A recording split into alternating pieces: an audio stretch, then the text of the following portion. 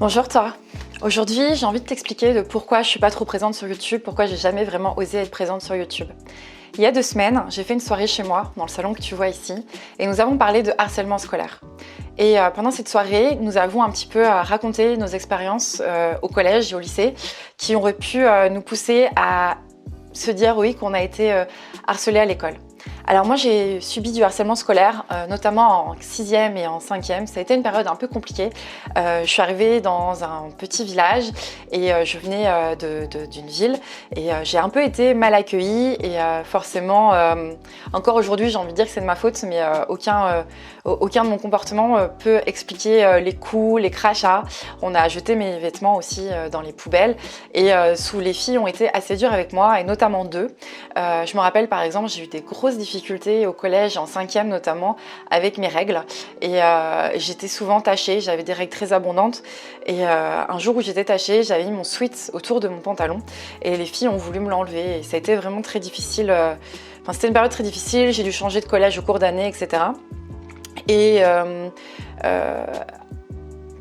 cause de ça, à cause de ces filles-là, à cause de ces personnes-là, j'ai jamais osé vraiment montrer ma tête de peur, bizarrement, inconsciemment, de continuer à être humiliée, ou en tout cas j'avais honte d'être sur YouTube à cause de ces personnes-là, alors que je suis coach en développement personnel aujourd'hui.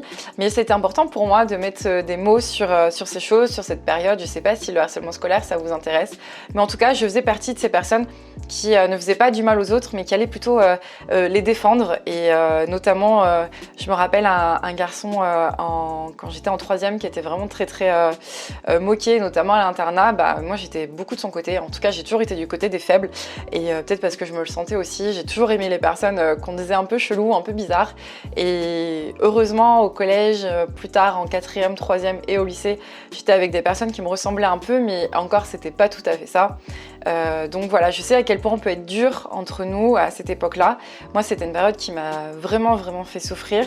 Et cette période de 6e, 5e, mais je la porte encore à 27 ans, donc presque plus de 15 ans après, parce que j'ai encore peur d'avoir honte, j'ai peur de retrouver ces filles-là dans les commentaires et de me faire encore humilier. Alors peut-être que moi aussi j'ai pas toujours eu des mots tendres, peut-être que moi aussi j'ai pas toujours eu les comportements exemplaires, et aujourd'hui je sais pas si j'ai envie de me repentir ou pas, mais en tout cas le harcèlement scolaire je l'ai subi, je l'ai vécu.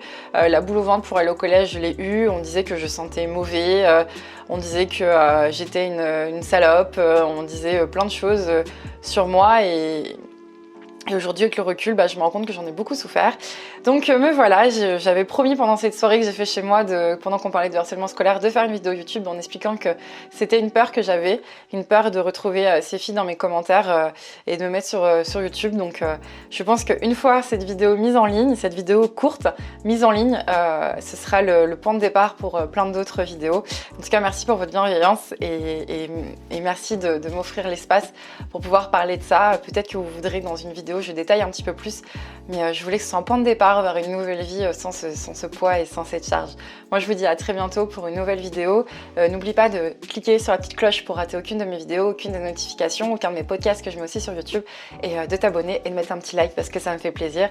Et on se retrouve très vite par mail sur mon blog, et abonne-toi à ma newsletter également. Ciao!